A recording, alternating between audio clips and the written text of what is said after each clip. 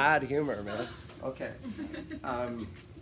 So we're going to look at, contrary to my expectations, we're going to look at W.B. Yeats today. William Butler Yeats and some of his poetry. And I want to begin with his famous poem. I think I've got this coming up on the projector. Easter 1916. Let me say a little bit about W.B. Yeats as a poet, as a man. Yeats is, by many accounts, and I probably include myself amongst them, the greatest poet of the 20th century in English, at any rate.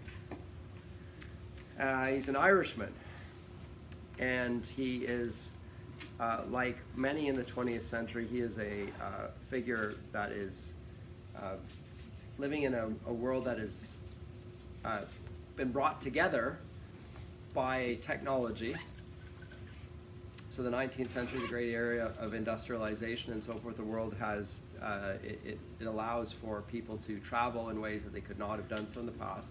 We just saw in Heart of Darkness how it allowed Europeans to colonize in greater numbers. In the past, you know, there were expeditions, there would be explorers that would go and they would come back with goods and so forth. That was single boats. Now we'll find large numbers of people going overseas and colonizing, so taking control and dominion over countries that are not their own and bringing back some of the goods from those countries. So there are obviously negative consequences to that. But there's a general sense, oh gosh, I don't know what's going on there, a general sense in the time at any rate that this is a positive thing. What on earth? How do I get that to work? It is made with the projector. Is it up there even? That's silly. Is it on? Off in a minute, and I don't know. Well, anyway, you've got it in your things, but if not, I might have to try and work on this in a second here. But let me talk for a minute.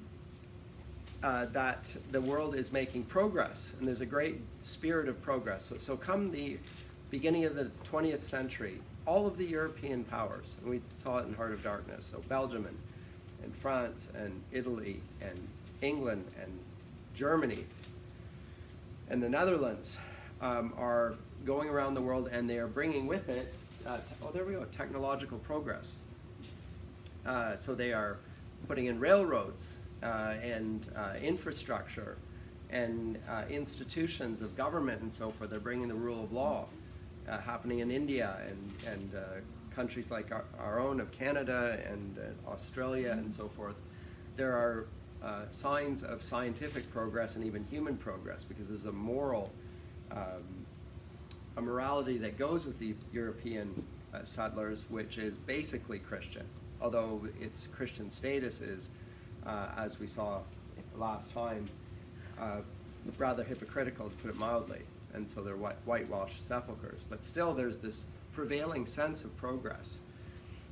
And in spite of all that, and this is just the backdrop for Yeats, the first poem we're going to look at, the European powers all throw themselves into a 4-year conflict in which they fight basically over a few hundred yards of ground in a war of attrition until they exhaust themselves economically, spiritually, materially, and otherwise. So millions die in the First World War.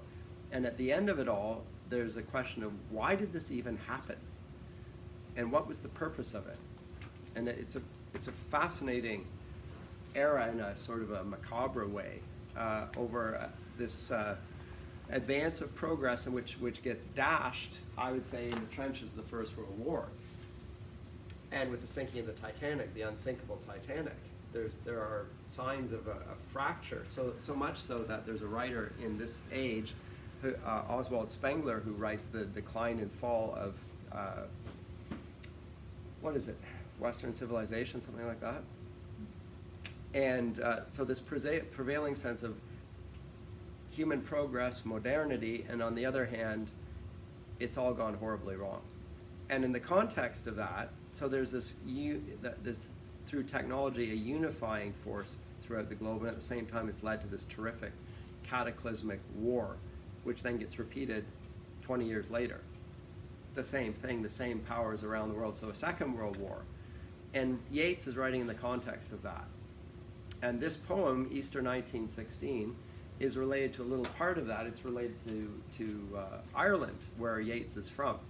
And Yeats is the Irish poet in many ways, but he's reflecting on the onset of nationhood in Ireland. So just a little bit of historical background to that. Ireland has, as we saw from our study in Swift, been under the English cosh, under the English thumb for centuries, ever since the time of Oliver Cromwell, when because Irish is very Catholic, and England was very Protestant and Calvinist even. Ever since King Henry VIII declared the Church of England, there's been we've got a sort of evangelical or reformed view of Christianity that's at odds with the Catholic view, and there's a political conflict and wars that have been fought over this. And Ireland, which is just off the coast of England, is a threat to the English religion, but also the English people. And there have been the Spanish Armada and various attempts to invade England and overthrow it. And that was happening in Cromwell's day when the Republic was declared. Remember, they chopped off the king's head. We did that in Paradise Lost. And declared a republic.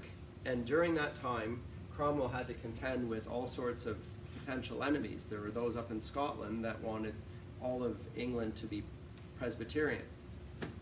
So, okay, it's good that we're Protestants, but that's not good enough. We should all be Presbyterians. And Cromwell said, no, we're not going to have a uniform church here. We're going to allow a little bit of pluralism here. The Scots said no, so he went up and knocked their heads. The Irish, on the other hand, were Roman Catholic, and they were allied to not just the Pope, but the Holy Roman Emperor. So they were a greater political threat, and there was a threat of insurrection off the English coast. And so Cromwell invaded and put down the rebellion, and he left English landlords there and aristocrats with historic holdings, and they remained there all the way to the time that Yeats wrote. And Swift protested against their lack of care for the Irish people, as you saw. Remember, we read that in Maugh's proposal? So when Yeats comes along and writes this, and then subsequent to that, the Irish potato famine in the 19th century, when people who lived as farmers or in farmland literally were starving because of a potato blight. There was a potato bug and the potato harvest failed, so people are dying in vast numbers. Some of them managed to make it across to America, but many of them are dying there. So it's a long history of a country that has been, to some degree, colonized by the English, just like we saw in Heart of Darkness, but now it's with the Irish people. And in Easter 1916, this is right in the middle of the First World War. So the First World War, 1914, ends in 1918. This is right in the middle of it, and there is the Irish are not friends of the English. They regard them as their enemies in some ways, and want to declare their own national identity in the same way that other states in Europe have done so. And of course, the English don't want this because they would see that as a political threat, particularly in the time of war. So they're not going to allow it, and that's what happens in the end. So there's an uprising, an attempt to overthrow the English, and it's put down in a bloody fashion. So it's Sunday, Bloody Sunday. You know the U2 song. Do you know the song, U2? No? Some do. It's the and that's in the middle of the First World War. At the end of the First World War, when now there's no longer a political threat from the Germans and the Axis powers of invasion, then finally Ireland becomes a republic onto its own, and the English are out. And England is no longer threatened by an independent country. But this happens in the middle of the First World War, and is put down in a bloody way, and it's written at a time before Ireland has become a nation, and yet it can be seen as prophetic of a nation about to be born. And so it's read as such in Ireland. It happens on Easter Sunday. So it's Easter 1916, William Butler Yeats. And I'll just read the poem first, and then we'll say a little bit more about it. So, I have met them at close of day, coming with vivid faces from counter or desk among gray 18th century houses. Dublin is marked by these grand 18th century houses. I have passed with a nod of the head or polite meaningless words, or have lingered a while and said polite meaningless words, and thought before I had done of a mocking tale or a jibe to please a companion around the fire at the club, being certain that they and I but lived where motley is worn. All changed utterly. A terrible beauty is born. That woman's days were spent in ignorant goodwill, her nights in argument until her voice grew shrill. What voice more sweet than hers when, young and beautiful, she rode to harriers? This man had kept a school and rode our winged horse. This other, his helper and friend, was coming into his force. He might have won fame in the end, so sensitive his nature seemed, so daring and sweet his thought. This other man I had dreamt a drunken, vainglorious lout. He had done most bitter wrong to some who are near my heart. Yet I number him in the song. He too has resigned his part in the casual comedy. He too has been changed in his turn, transformed utterly. A terrible beauty is born. Hearts with one purpose alone through summer and winter seem enchanted to a stone to trouble the living stream. The horse that comes from the road, the rider, the birds that range from cloud to tumbling cloud, minute by minute they change. A shadow of cloud on the stream changes minute by minute. A horse hoof slides on the brim, and a horse plashes within it. The long-legged moorhens dive, and hen to moorcocks call. Minute by minute they live, the stones in the midst of all. Too long a sacrifice can make a stone of the heart. Oh, when may it suffice? That is heaven's part. Our part, to murmur name upon name. As a mother names her child when sleep at last has come on limbs that had run wild. But what is it but nightfall? No, not night, but death. Was it needless death after all? For England may keep faith for all that is said and done and said. We know their dream, enough to know they dreamed and are dead. And what if excess of love bewildered them till they died? I write it out in a verse. MacDonough and McBride and Connolly and Pierce, now and in time to be, wherever green is worn, are changed utterly. A terrible beauty is born. So this poem, which concludes there, it's a four stanzas. It's very, Yeats uses images, a cascade of images, and characteristic of the 20th century poets in many ways. Seems to create images of his own that are not playing upon images that have been established by foregoing poets. So it's rather idiosyncratic. And as a consequence, I think, it robs the poet of a broader audience. If you can play on a common cultural theme, such as Milton did when he would make reference to Virgil and would make reference to Dante and make reference to Homer and make reference to the Bible, he's playing on a common theme and common ideas that everyone can recognize and identify. When a poet starts using his own symbols and his own vocabulary and his own imagery, it becomes harder and harder to understand the poet, unless you spend so much time and acquaintance with that poet that you know what he's talking about. But Yeats is one of those who seems to be coming up with his own sense of the meaning of words. And it reflects to some degree this fracturing of the Christian consensus. and the classical consensus in the Western world. That's my first comment. And that's not just about Yeats, it's about the 20th century. There's a lot of sense of poets writing for other poets, but a very limited audience. It's not the case as it would have been in certain days, and probably even up to the time of Tennyson, that when a poet would write a poem, others would be reading it, like popularly, and remembering what he wrote, and thinking that it was worthy of being passed on. It becomes increasingly a specialized and esoteric discipline, and nobody reads poetry anymore. And Yeats laments that, but I think his poetry is almost a symptom of why that is so. And having said that, I said to you, I think he's arguably the great English writing poet of the 20th century.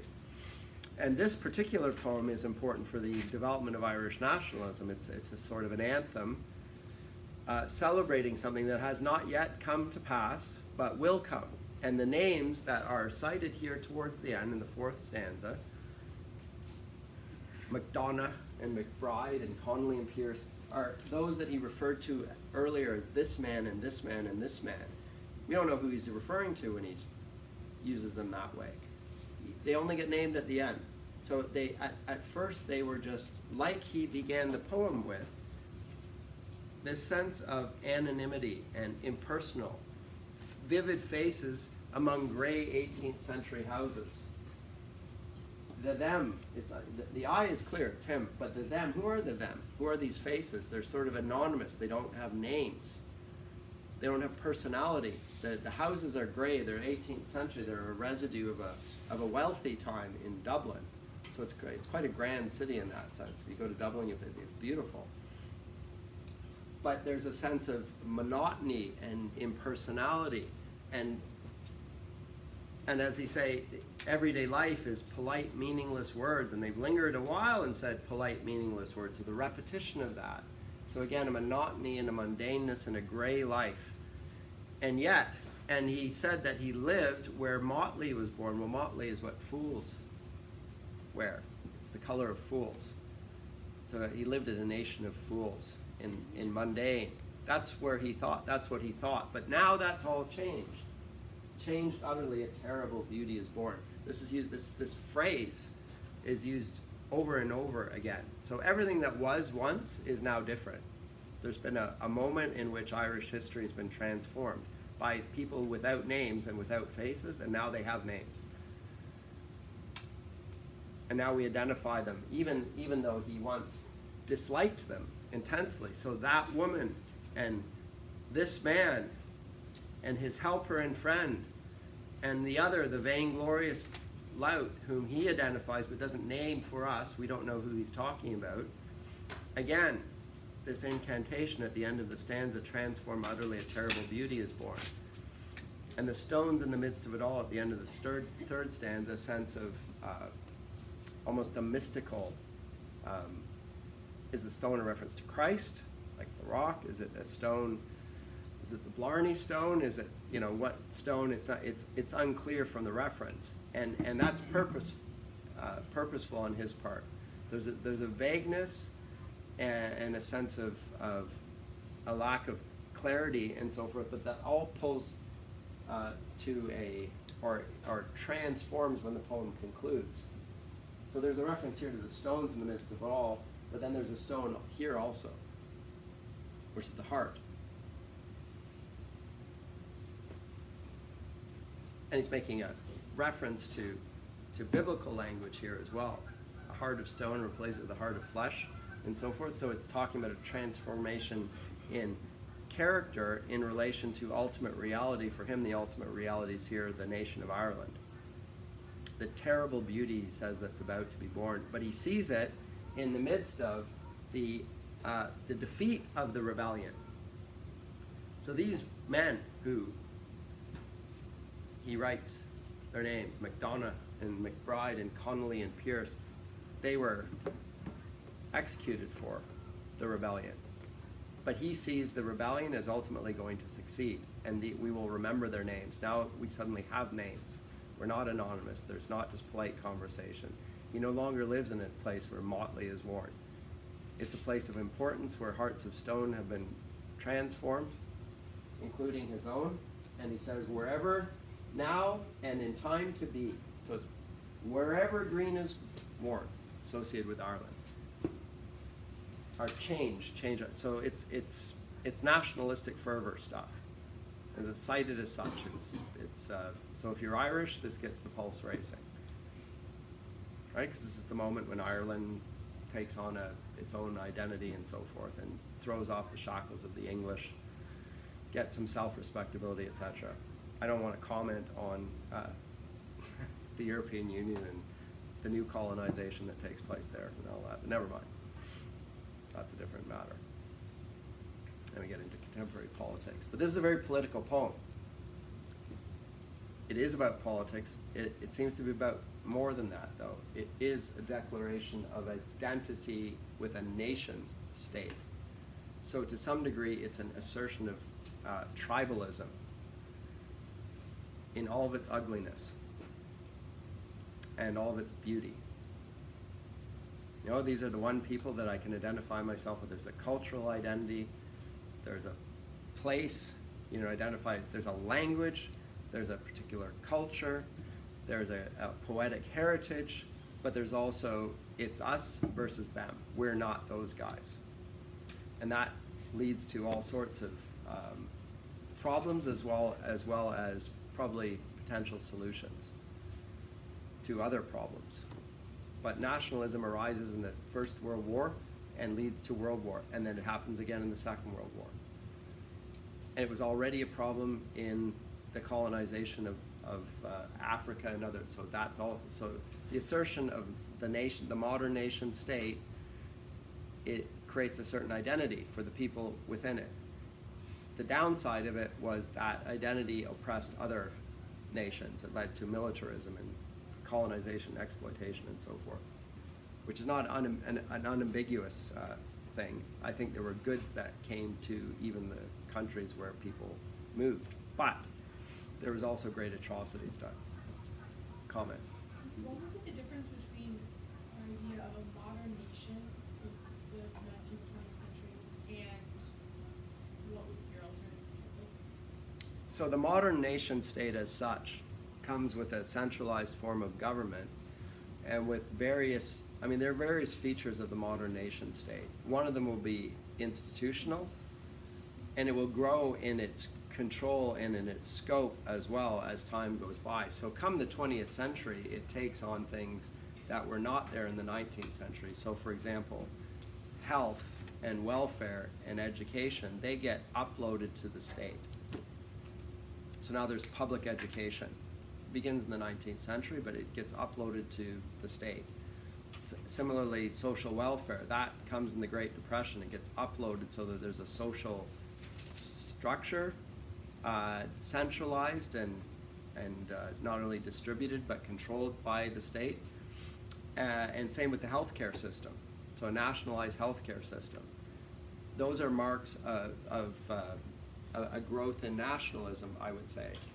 And note that those three areas, health, welfare, and education, would historically been church, under church control, because they were seen as implications of the gospel. Because we have the truth, we are going to educate young children and inculcate them in the truth of the faith. Therefore, education. Go out and make all, baptize in the name of Jesus and teach them all that I've commanded you. It's an educational mandate. But wherever Jesus goes, there's also health and healing of sickness. So there are hospices that open up. To this day, missionaries open up hospices as one of the first things they do to the local, right? We want to show you that we care about your body and not only your soul, or we see that the two are connected in some way. So we're going to bring places where you can be healed through medicine. And social welfare, again, money is given to the poor, the widows, the orphans, etc. So orphanages or stuff. That's all Christian heritage. In the modern nation state, they get uploaded to the state and become nationalized identities. So not just connected to the church, but now the state itself adopts those. So that's one of the marks. The other is uniformity. So people start wearing, so there are standing armies for the first time. in Shakespeare's day, the king had his own retinue, like a few hundred men if he had a lot of money. But in general, he needed to get the other aristocrats to work along with him to fight a battle. He couldn't call upon the English army. There is no English army. There's the king's retinue, there's this aristocrats, there's the dukes, whatever, and let's get them to work with me against the King of France. And the King of France has his own little retinue, but then he also needs the Duke of Burgundy and the Duke of whatever to fight with him against that number. So he doesn't have an English army, but come the 19th century, they do have these vast national armies all wearing the same uniform. So it sounds a little lurid, and it's partly intentional. So it becomes nationalism and totalitarianism go hand in hand, and they arise out of this sense of your national identity emerges from your physical identity, which is connected to where you're born, the soil. So the English people have certain characteristics. Well, they look a certain way, as opposed to the Irish, who are also white people, but they look a little different, and they speak a little different, and they have a little different culture. And at this time, theories of Darwinism are emerging in the mid-19th century, and questions are raised, or observations about, okay, so there's an evolution between these people and these people and these. Note the designation of these people are they're seen as different from other people. They're not seen as one human race, which is what the Bible says they are. And the shift is to talk about nations as if they were not related to the other nations, which is what's happened in the First World War. And each of those nations believes that it is the advanced culture that is going to carry the banner of progress into the future and put the others down. They all think that, by the way. And they're going to do so because they're God's chosen people. That's what the English think, that's what the Germans think, that's what the French think, that's what the Americans think. They all think they're God's chosen people. And because they have these means, the signs of progress, technology around them, and they're going to end the battle very quickly. If you read the correspondence of the day, and the writing, and the political speeches, great belief, great self-belief in that their nation has been blessed by God, and that it will be good for them personally and their nation, and the world in general, for the superior beings to defeat those who are in other nations. So those things are new. That's the mark of, and we saw it in Heart of Darkness. So I see Heart of Darkness, yes, as it's a commentary on colonialism, but it's more this growing sense of nationalism and mankind turning against one another in a very tribalistic and terrifying way. And no moral conscience. And that with it, this sort of the sense of Christianity, a common bond connecting the German to the Englishman, that's fading away rapidly. Have you heard, by the way, during the First World War that there was, on Christmas Day, there was just a spontaneous peace that broke out amongst the armies, and they played a game of football. Mm-hmm. It just broke out. It wasn't that there was a peace that was declared between the King of France and the Kaiser. It was just it was Christmas Day, and they thought, we're not going to fight on Christmas Day, and so they played a game of soccer for a day or two, and they drank and they ate together and they sang hymns, and then they went back at it. That doesn't make sense. No, I know, but what I'm saying, there's a bit of the common bond of the Christendom. This is my brother. This is a fellow Christian human being, not just a national. And then it fractured and went back into it. That was early in the war. They thought the war was going to be over. I think it was in 1914. There's a good film about that, a Canadian film a few years back. I can't remember what it was called. But it was talking about that miraculous event. And then they went back at it, and the war went on for another 3 years. Trench warfare. And then millions died. But they thought it was going to be a quick and easy thing, but it's Christmas Day. Of course we're not going to fight on Christmas Day. But as the war went on, And as the atrocities were committed on each side against one another, and they became more embittered, they lost a sense of their opposing armies' humanity and their own humanity. And with that, I think the sense of hope broke. So the optimism about progress broke in the First World War, and I don't think we as in the Western world, have ever recovered. And read the 20th century in its literature, and it's an expression of despair and darkness and fragmentation and a sense of a loss of common humanity and a sense of my tribe versus your tribe. And I think multiculturalism is an attempt to try and fix that. I don't think it fixes the problem. But I think I think the idea is to try and solve it through, okay, we won't have this identity versus this identity, we'll just mix them all together and then that will solve the problem, right? I think the problem is the heart of darkness. So it goes a lot deeper than the identity groups. But, so that's the first poem. I went over it rather quickly, but I almost think it's better for it. Let me look at another one, a famous poem called Sailing to Byzantium. And this one's a little bit... Is that any better? It's not any better. And it's got all these terrible... Okay, so what I'm going to do, so I can put... There we go.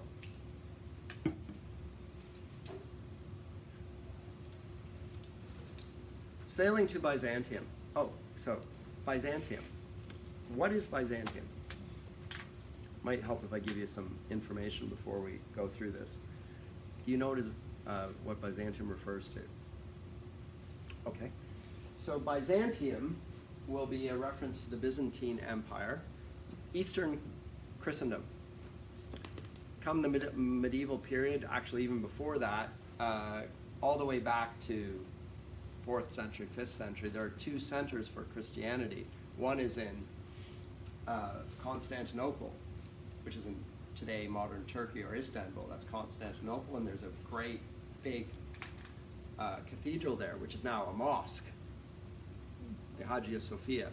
It's just a beautiful cathedral, but now it's been painted over with Muslim symbols and so forth after the Muslim conquest of Turkey. But so there's a center. Let me show a map of Europe here.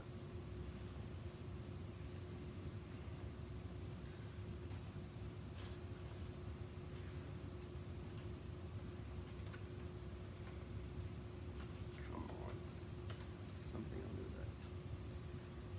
that. Is that going to work? That's good enough.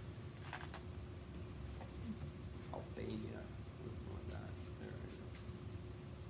What is it? Give me the picture, man. Okay.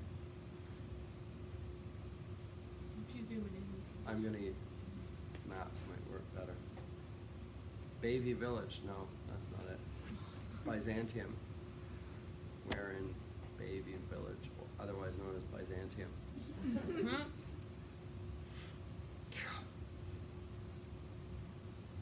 So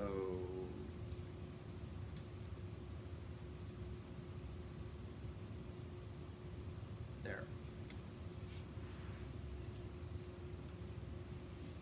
That doesn't allow me to go over there. Okay, but in general, you get the gist. So here we have Macedonia, and Greece will be here, which is called Hellas, and Chalcedon and Constantinople here. So this will be the center of the Byzantine Empire, and this area that would be all over. There will be Eastern Orthodox, roughly speaking. So there's Greek Orthodox, there's Russian Orthodox, etc. And whereas Western Christendom would be, and Greece will be under that influence as well, but whereas Western Christendom will be what would be Italy and everything west of that, basically.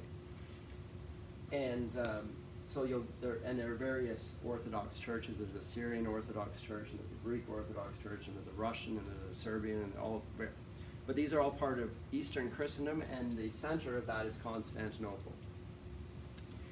And Byzantium is connected with a fabulous, rich cultural heritage. So if you go to this day into an Orthodox church, you will note that the architecture and so forth is beautiful, and often inlaid with gold and so forth. I mean, it's often associated with gold inside. Let me see if I can see Byzantine architecture. Never mind that. I just want to get the images here are quite helpful and actually necessary for.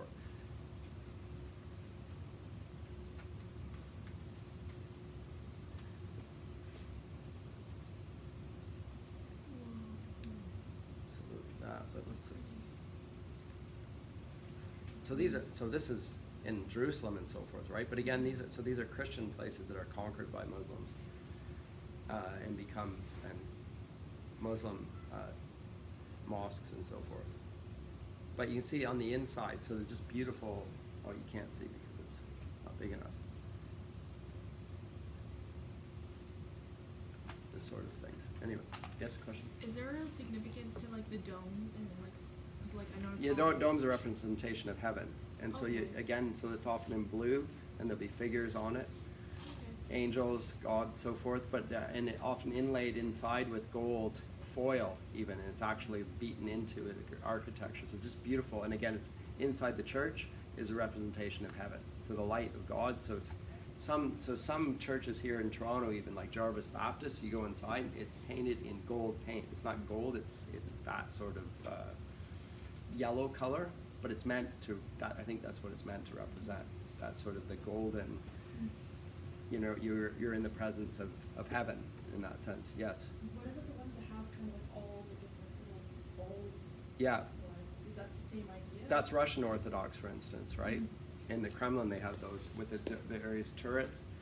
Yeah, that's Byzantine architecture, and some influence from, because after Islam grows and gradually swallows up Eastern Orthodoxy and Eastern Orthodox Church, there are then influences brought into the architecture there as well, and some of them are adopted into other cultures. So there's an aspect of Islam in the Eastern Orthodox architecture, I think, at any rate there. But anyway, it's elaborate, it's ornate, and it's beautiful, and it's mystical. That's really all you need with Yeats.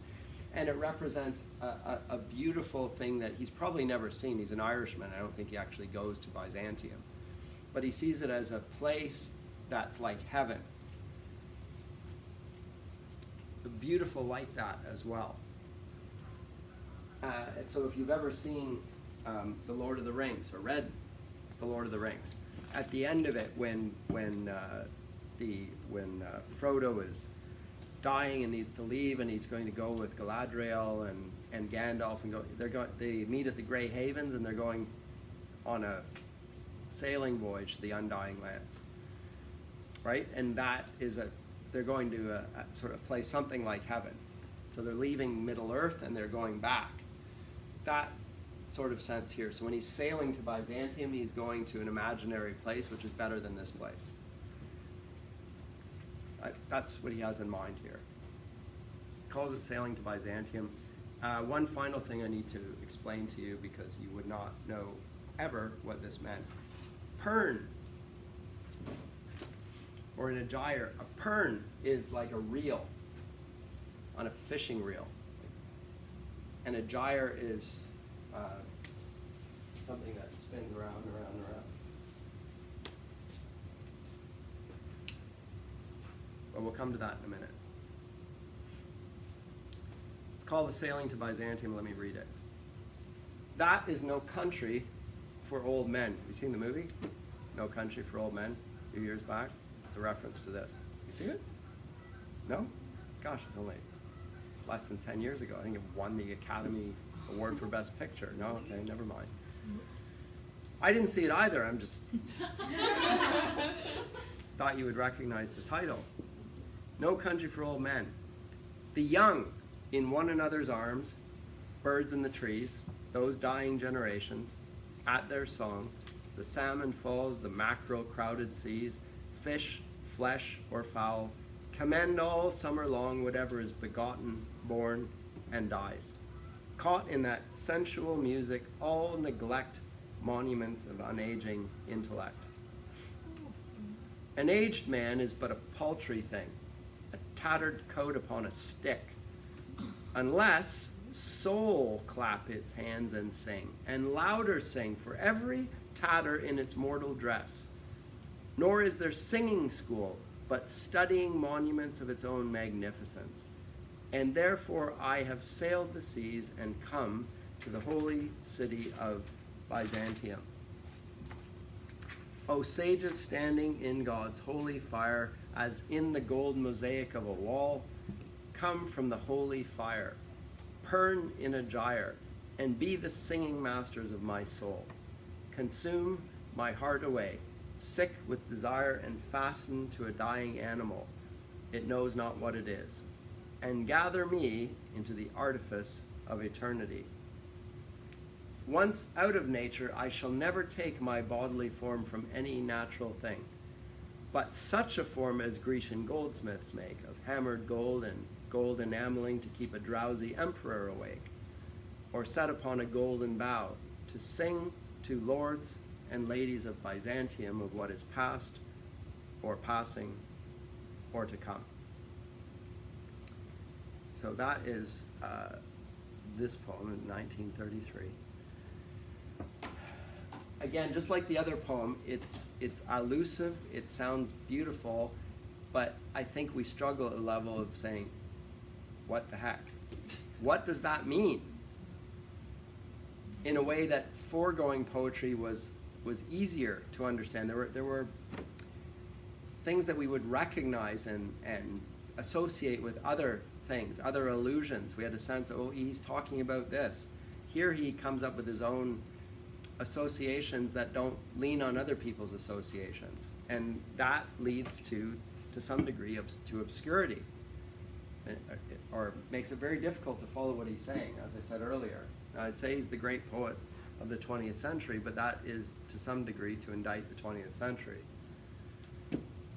because I do think Yeats, for the beauty of his verse, is difficult to understand, and but there's no doubt in terms of, when you come to the 20th century in poetry, you almost need to not break it down into the small parts. You need to get a sense of the grandeur and the big picture. Let the images work upon you, and don't try and analyze them too much or too deeply. So when he says this, does he mean that? Like, what does this stand for that? As soon as you do that, you're lost, and you just hate the poem. Like, what the heck's he talking about? I do think it helps somewhat to have a sense of, again, what Byzantium is and the associations, but it's intentionally elusive and obscure, and you're probably supposed to leave it that way. And you either like it or you hate it. But I don't think it leaves you indifferent. Some people really love it. I think it's the best of its type. But what is that? So it begins with some very strange use of language. So let me note these things. That is no country for old men. Well, the that is referring to something that you've already been speaking about. So there's this and then there's that. The that is the thing over there. This is the thing right in front of you. That's that other thing. So what's the that referring to? It's a demonstrative pronoun. It's referring to something. What's it referring to? I mean, it's the first word in the poem. It's not, right? We don't even know what that refers to. We might guess to Byzantium, because the title, what else can it be? Sailing to Byzantium, that is no country for old men, so I guess it's Byzantium. Well, it's very odd for a title of a poem to be referred to in the first line of the poem as an explicit reference, but it seems, I don't know what else you could make it out to be. Is that what you were going to say? Yeah. I don't know what else it could be other than that. So that's no country for old men. It's a place for young and bold and dreaming types. And again, when it goes on from that, it's no country for old men, and then refers to the young, I presume it's referring to the young who live in Byzantium. The young in one another's arms, birds in the trees, those dying generations, which is an odd reference. At their song, the salmon follows the macro-crowded seas, the fish, flesh, or fowl. Reference to all of God's creatures in the water and on the land and in the air, with the alliteration of F. Commend all summer long whatever is begotten, born, and dies. So the whole cycle of life. Whatever is begotten, born, and dies. Caught in that sensual music, all neglect monuments of unaging intellect. Now this phrase of monuments and intellect and music are ones that he's going to pick up in later in the poem. So he lays down the marker here, and this is a music that neglects monuments. Now he probably has some sort of allusion to Keats in this poem. Remember the Ode to a Nightingale and the Ode on a Grecian Urn, both of which I said, and I think most critics agree, are in some ways a reflection on what art is and what art does. Right? Remember the song, and actually our poet on Monday referred to that as well. The sensual music that neglects a deeper music, the silent music of the urn, or right? And so the sensual music, which you can hear with your ear, neglects the eternal music, the monuments of unaging intellect, the things that last. So Byzantium in that sense is a reference to a place of like carnality rather than a heavenly place. Right? It's no place for old men. So that's his first take at it. And then he makes a comment on an old man. He comes up with an image, which is quite a potent image, I think, and one you can see with your mind's eye. Mm-hmm. A paltry thing, a tattered coat upon a stick. If you think about what young men are like, well, they got muscles and a physique, right? Because they're young, virile, and so forth. So they tend to be bigger, and as they get older, just like old women do, they start to atrophy sets in. Right, your muscles shrink, your bellies go out, the middle age spread, and your limbs get skinnier and skinnier as your muscles get. So he portrays it like a tattered coat upon a stick. And if you think about an old person, you can actually visualize they look like a coat rack. There's a coat rail under there. I mean, there's shoulders that once were broad are now thin. It happens to all of us, by the way. And he says, so he's meditating now on mortality, because he began with a reflection on it, and now he continues that, but in a different way. That was no country for old men, but now he talks about the old man. And that is but a paltry thing. So rather than the sensuality which Byzantium promoted, let's think about the old man. He's nothing. A tattered coat upon a stick, unless soul clap its hands and sing. Now this is a really weird use of the word soul. We don't use that word in English in this way. So if I was being pedantic, I would say, you failed the grammar test, Mr. Yeats. Because you can't, there's no such thing as soul. Other than you can say something has soul or something like that, right? Like it's got a sense of,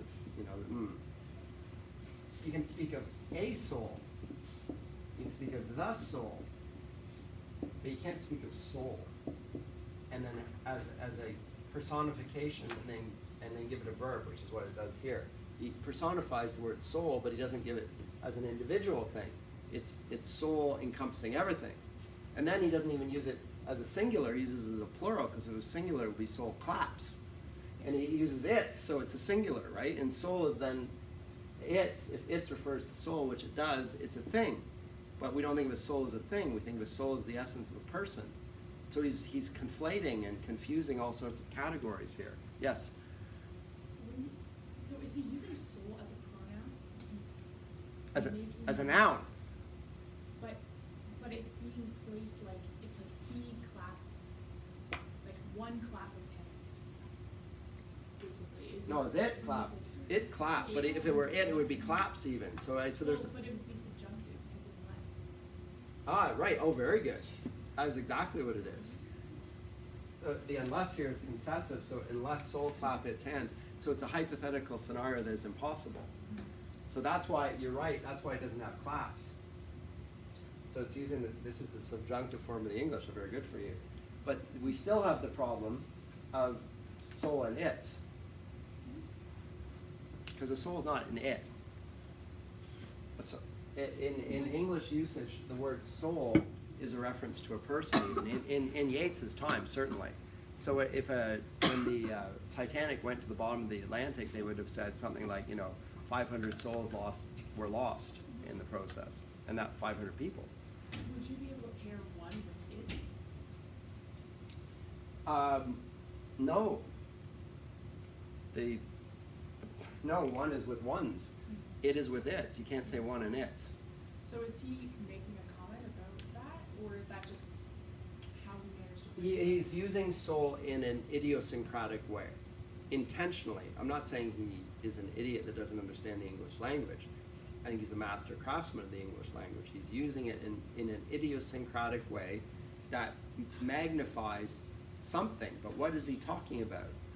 The soul is also the thing that's going to bring life to the body, as it were. Because he's just talking about a decaying body on a stick. Unless soul clap its wings, well, that's using its hands. Like, go ahead. But so by this, he's talking about soul as an object instead of as like the traditional sense of soul being a person. I don't know. I don't think he's talking about it as an object because this thing is inside the man almost. And it includes the man, but it's bigger than the man. He's using it in a big generic sense, like nature. Replace nature with soul. But why would he not say is? You tell me. He doesn't, is all I'm noting. Why doesn't he do that? Why does he not? Yes? Soul is genderless and it doesn't have to be great. I beg your pardon? Soul is genderless and Doesn't have an age. No, it So do you think Yeats did this on purpose? Oh, Yeats definitely did this on purpose. There's no doubt. I don't think it's a copying mistake or some sort of grammatical error on his part. He intentionally uses the word soul and connects it with it and even with hands. Well, souls don't have hands either, but if you think of a soul as a person has hands, but if it's a person, then it's not an it.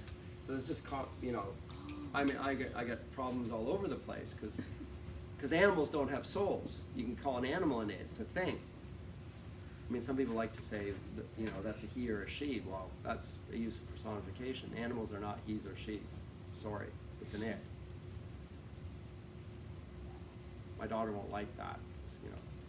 She wants to say that my cat has my last name. I'm thinking, no. Do you speak French? Yeah, that he understands because dogs speak French, right? Ouch. Animals have. I know. See, people are going to get upset. No, I'm saying animals have genders. They have sexual characteristics, but they're not a he or a she. He or she refers to a person. Oh. They have sexual characteristics, there's no doubt about it, but I don't think that animals are persons. They don't have an individual nature. Oh, okay, I get it. I was gonna say, I'm They like, do have an individual manifestation, but then you get into philosophical distinctions here. But you can say it's a here. Oh yeah, because it's got boy parts or that's girl what I parts. mean, Yeah, like, no, I you get can it. tell by looking at it if it's Of a course you girl. can, but normally you would not call it. You would not call it a he or a she in traditional English, Yes. because that's replied to persons who bear the image of God, and animals don't do that, but they are definitely sexually dimorphous. Yes.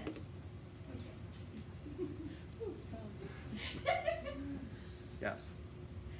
Did you want to say something? No. So we've got this problem here of the use of language, but so it's evocative, and let's not try and solve it because you're not going to solve something that's grammatically anomalous like this. There's a sense of a spirit that gives life to what is decaying flesh, and it seems to be in all things, just like in Wordsworth. It's a sort of Wordsworthian romantic sense of a supernatural presence in a natural thing that includes even inanimate objects. It's its hands. So unless there's a power that brings the man to clap and sing, and louder sing for every tatter in its mortal dress, nor is there singing school. Again, this is bad English. Nor is there a singing school, the singing school, nor is there singing school. Let's just skip over it. Just note that it's anomalous. Nor is there singing school, but studying monuments of its own magnificence. So back to this word, monuments, which we just saw was in the first stanza. Monuments of unaging intellect. Nor is there singing school, but studying monuments of its own magnificence. Its own magnificence. What's the its own magnificence referring back to? The Soul. What? Right? And these are monuments. There was no monuments in Byzantium where everything's carnal and sensual. And so is life for the old man, where there's no country for old man, but he is a paltry thing unless soul clap its hand. And there's no singing school, but there's studying monuments of its own magnificence. The monuments of the soul. What are the monuments of the soul? And then to add to the confusion, and therefore, having proved my case, like therefore is a, I've explained it all. And therefore, because of this, for this reason, I have sailed the seas and come to the holy city of Byzantium. So this is no country for old men, but he's an old man. Byzantium is a place for the young and the sensual, but he is sort of disputing that they really belong there. He's saying he belongs there because the real Byzantium, the holy city, is the place where monuments of the soul's magnificence are portrayed, and he's a poet and he does such things. So I think the poet is the monument of the soul's magnificence. That's what poetry is. I think that's what he's talking about, but I'm guessing. And if you read critics of it, you will find that they also are guessing, because they're forced to guess. You might get better readings than the one I'm going to give you. I'm not going to dispute that, but they're forced into educated guesses. Third stanza. O sages, standing in God's holy fire. Holy fire is associated again with Eastern Orthodoxy. There's a part of the liturgical calendar, a feast of the holy fire and so forth.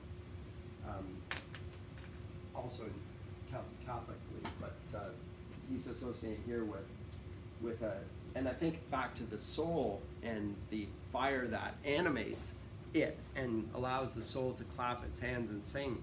I think that holy fire is also a vivifying image here. Standing in God's holy fire as in the gold mosaic of a wall. Now he's visualizing the inside of a Byzantine cathedral.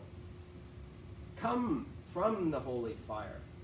Pern in a gyre, so a reel in a gyre. Just think about it like a rod and a reel. And remember, the pern in a gyre, the rod and the reel, he's referred in the very first stanza back to the fish jumping all around. The salmon falls, so he's alluding back to his own illusions.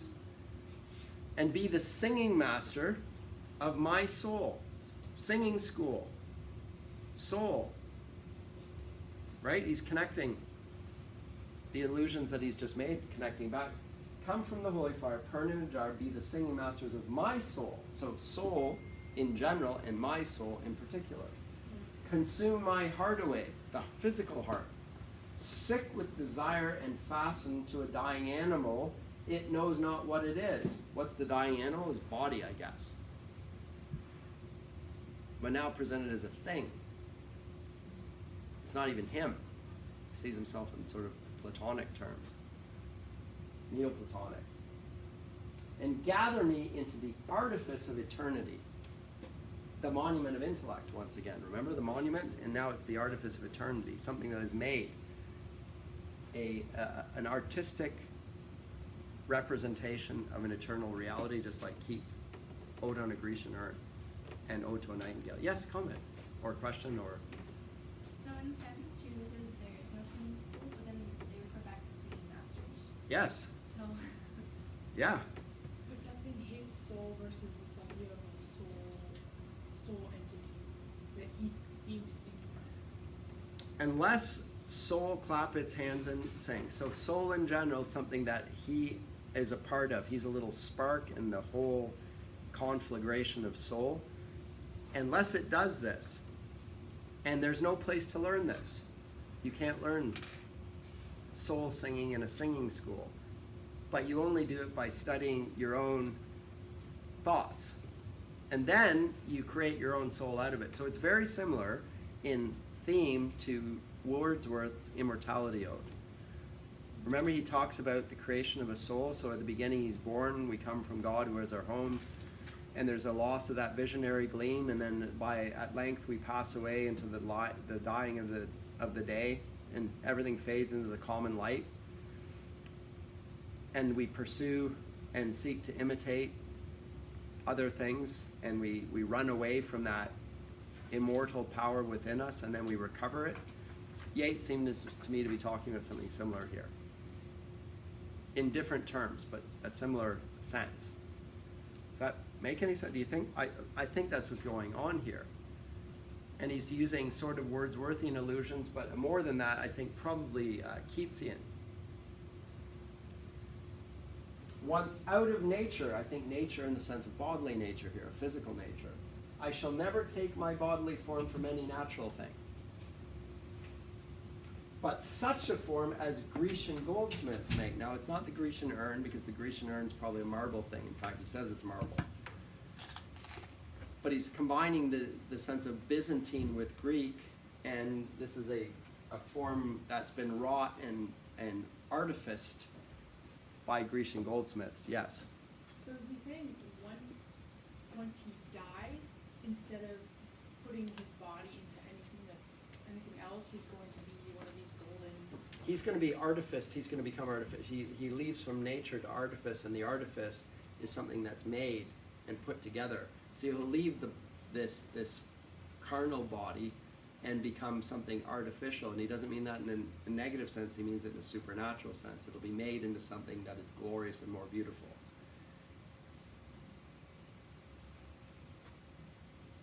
You'll leave this bodily form that is going to be like a coat on a stick, and take on a natural form, and not a bodily form, but such a form as Grecian goldsmiths make. So beautiful, intricate patterning is thinking about how with gold, I mean, gold is used for jewelry precisely because, one, it's expensive, two, because it catches the light and it's beautiful, and thirdly, because it's really soft and malleable. So you can pound it and it becomes so thin, it's like paper thin. And so you can make jewelry of it, and you can inlay things with it, and so he's going to become something that is so thin and yet at the same time beautiful. His body's going to decay. His soul will be almost like invisible, and yet beautiful, of hammered gold and gold enameling. And now a little weird to keep a drowsy emperor awake, because he's thinking of the Byzantine emperor. Like what? Yes. So does he want to become almost like The temple? Yeah, embodying this temple. Yeah. He sees himself in that sort of way as a place of worship. So is there any way the temple's keeping the emperor awake? I guess it's keeping him awake because it's, the light shining around, it's, flashing in his eyes and keeping, I don't know, I guess. Yes? I love this part because I think what I can imagine is just like he's already distracted in the sense that the beauty is what keeps him awake. If he's in like a point building, he's just not paying attention. Right. And so the beauty of Yeah, it like is, this classroom. Yeah. Yeah, I need some gold enameling here and some things to keep people awake. Yeah, and I mean, if we close the window, it gets warm and stuff like that, but you're happy. And It could also be like something like pointing to outside it in a sense of like people looking to the beauty and not actually like listening in a sense. yeah, so the beauty here is not essential beauty. He's already dismissed that at the outset. There's that Byzantium, that is no country for old men. That Byzantium, so that physical place, that place associated with Eastern luxuriousness and carnality and vice, your traditional stock associations of the East, the flesh pots of Egypt, where, like, that's a phrase in English, right? The place where there's immorality reigns. And it's not that Byzantium, it's a different Byzantium. It's a Byzantium of the mind, and it's a monument of the intellect. Yeah, whatever. I mean, it's a different Byzantium that he's referring to. And they will set up a golden bow. Now look at this golden bow. Where did we come across this before? We, those of you who were with me last semester. Yes. Yes, but also before that. Yes. Okay. So the golden bow this was what Virgil, or yes. No, Aeneas. Aeneas had to, in order to go down to the underworld to find out how to get back home or how to predict the future, he had to go down into the underworld. And in order to get down into the underworld, he had to cross the path of the river Styx that lay between the living and the dead. The living can't go into the realm of the dead. You can't get down there. But if you give Chiron the golden bow, he'll let you go. It's your passport. But you have to have the strength, and if it's fated, you can take it down, because no mortal man can break off the golden bow, but if it's fated, then you can. And he reaches up and he grabs it and breaks it off, and he shows it to Chiron, and Chiron says, oh, okay. Because at that point he was like, whoa, you're not going through here. But he shows him the golden bow. Now the golden bow, in Yeats's day, there's a great tome written by an anthropologist by the name of Sir James Fraser, and it's called The Golden Bow, and it's a compendium of mythology, the Golden Bow.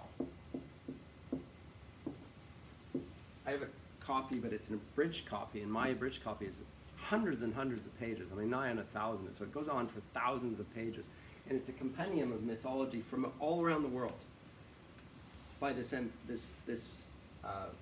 Scottish anthropologist, and he is noting a common cultic paganism, a worship of trees and such matter. And he calls it the Golden Bow in reference to the, I would say, the what do we talk about when we talk about Virgil? The shamanistic aspects of Roman belief, because that's what's going on here. He's crossing into the realm of the dead. They're gonna drink blood there and so forth. So you got to sacrifice animals and lots of. So he traces this, and he will have this in mind. Yeats, he's thinking of Virgil, but he's also thinking of this Ur image, this Ur image. So an original, this Ur myth, primal mythology. Or set up a golden bow to sing, once again the singing, to lords and ladies of Byzantium of what is past or passing or to come. So it's a dreamy sequence about a life beyond the body, connected to the work of the imagination, which is what the poet busies himself with, contrasted to the physical, bodily things of the Byzantium he begins with, where that is no country for old men, where sensual music reigns, but his Byzantium is a different one. So there are two Byzantium. And his is the one of the poet, the imagination, an artificial thing, but the artificial thing is a supernatural thing, whereas the natural thing is a dying physical thing. Those are the counters of the poem, more or less. Interesting? You can see it connected with other poems in its allusions, but it's a difficult poem.